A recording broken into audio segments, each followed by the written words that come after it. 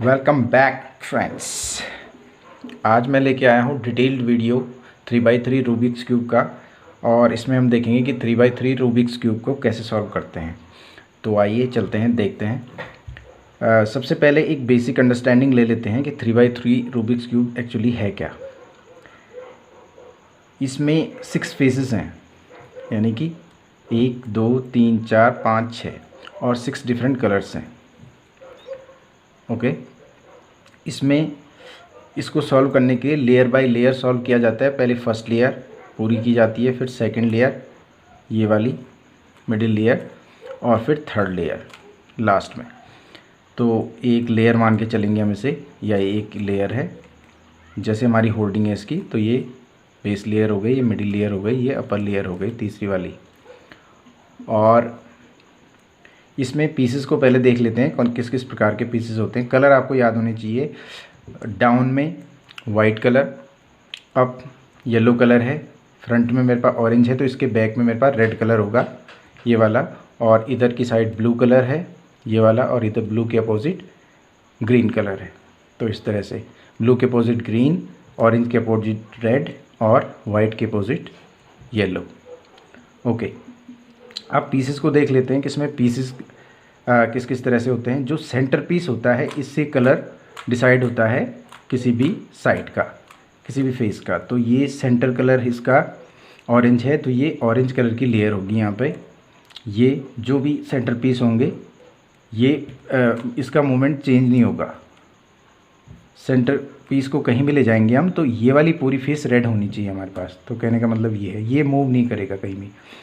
उसके अलावा तो सेंटर पीस कितने हो गए, 6 कलर हैं, 6 फेस हैं, तो 6 सेंटर पीस हो गए। उसके बाद डबल कलर पे आते हैं, एच पीस बोलते हैं इसे। ये एच पीस है डुअल कलर वाले, जिसको हम 2 फिंगर से टच कर सकते हैं। तो ये कितने हो गए, 4 अपर लेयर में, 4 यहाँ नीचे, 8, और 2 ये साइड में, 2 इस साइड में। तो ये हो गए 12 हमारे पास एच पीस। अब बात करते हैं ट्राई कलर पीस की, जिसमें 3 कलर होते हैं, उसे कहते हैं कॉर्नर पीस। तो ये कॉर्नर पीस है, ये 1 2 3 4 अपर लेयर में और 4 यहाँ डाउन में आ गए, 4 कॉर्नर पीस ये हो गए। तो जब भी हमें कोई कॉर्नर पीस देखना है तो हम सीधे फ्रंट में उसे इन 4 लोकेशन पे देखेंगे, और या फिर इन 4 लोकेशन पे देखेंगे। जब भी एच पीस को हमें देखना है तो एच पीस को हम केवल इन्हीं लोकेशन पे देखेंगे, यानी कि एच पीस को हमें साइड से सर्च करने की ज़रूरत नहीं है, उसको हम सीधे यहाँ देखेंगे एच पीस को। तो इस तरह से ये हो गए हमारे क्यूब के बारे में ये बेसिक इन्फॉर्मेशन। इसके अलावा जो रोटेशन पैटर्न है उसको कैसे नाम दिया जाता है, जो एक मूव करेंगे हम, this is called one move. तो इसको समझ लेते हैं पहले। ये है आर मूव, ये है यू मूव, और ये आर डैश यू डैश। ठीक है, इस तरह से ये मूवमेंट होगी इसमें, इसको अलाइन करने के लिए। तो ये आर मूव है ये वाली, और इसको क्लॉकवाइज डायरेक्शन में।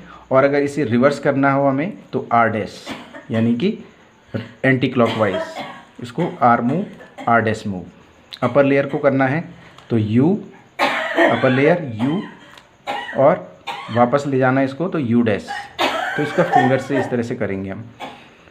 फ्रंट लेयर ये एफ, क्लॉकवाइज एफ, और एंटी क्लॉकवाइज एफ डैश।